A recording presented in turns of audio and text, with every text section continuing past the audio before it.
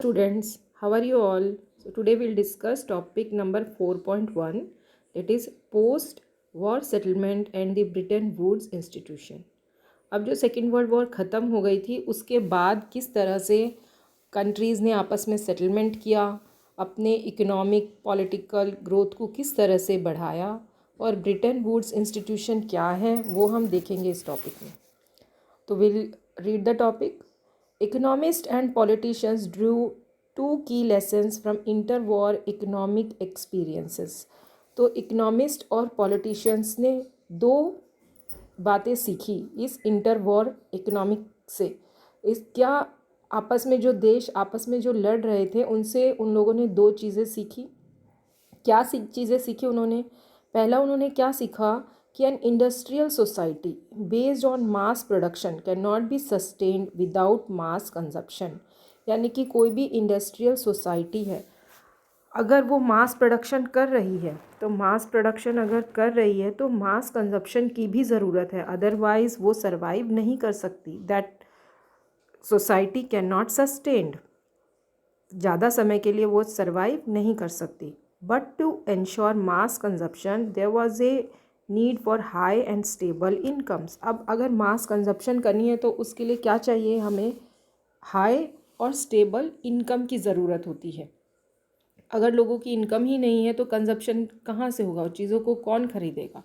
Income could not be stable if employment was unstable. और income stable नहीं होगी अगर एम्प्लॉयमेंट अनस्टेबल है लोगों की.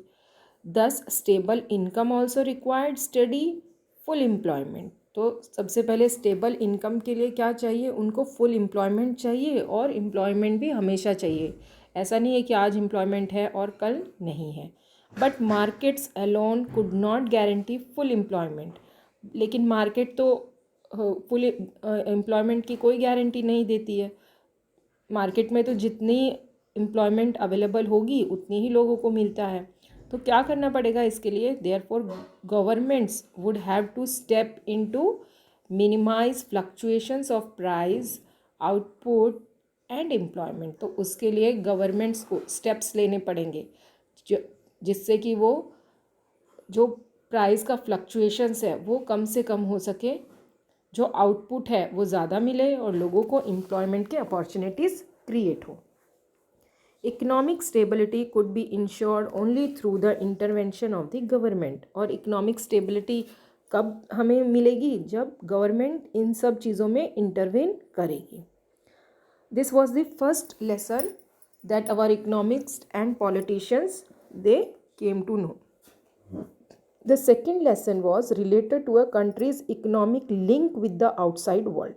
किसी भी कंट्री का इकोनॉमिक लिंक बाहर की कंट्रियों के साथ कैसा है? The goal of full employment could only be achieved if government had power to control flow of goods, capital and labor. Here these three things are important. Please underline. तो इसका मतलब है कि फुल एम्प्लॉयमेंट का गोल तभी achieve कर सकते हैं जब गवर्नमेंट के पास पावर है. किस चीज़ की पावर है? To control flow of goods, to control flow of capital and to control flow of labour. हमारे देश से कौन सा गुड बाहर जा रहा है, हमारे देश से कितनी इनकम बाहर जा रही है, या हमारे देश से कितने लेबर्स बाहर वर्क करने जा रहे हैं, इन सब चीज़ों का कंट्रोल अगर गवर्नमेंट के पास है then only the government can ensure full employment. Thus, in brief, the main aim of the post-war international economic system was to preserve economic stability and full employment in the industrial world.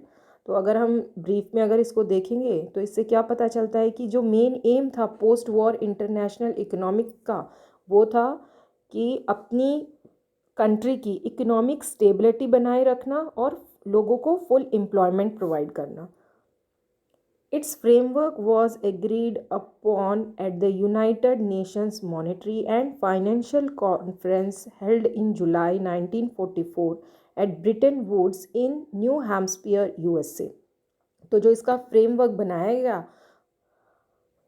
United nation monetary और financial conference एक held हुई, वहाँ पर इस चीज़ को लेकर economic stability और full employment को लेकर एक कॉन्फ्रेंस बनाया गया जो जुलाई 1944 में ब्रिटेन वुड्स में हेल्ड हुआ।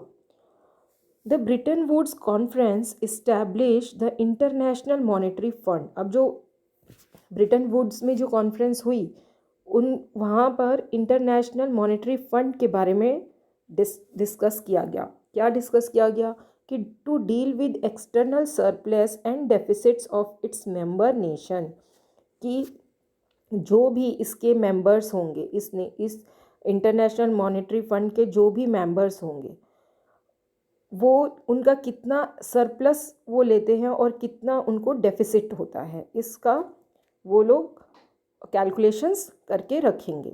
The international bank for reconstruction and development, that is known as popularly as world bank, was set up to finance post war reconstruction।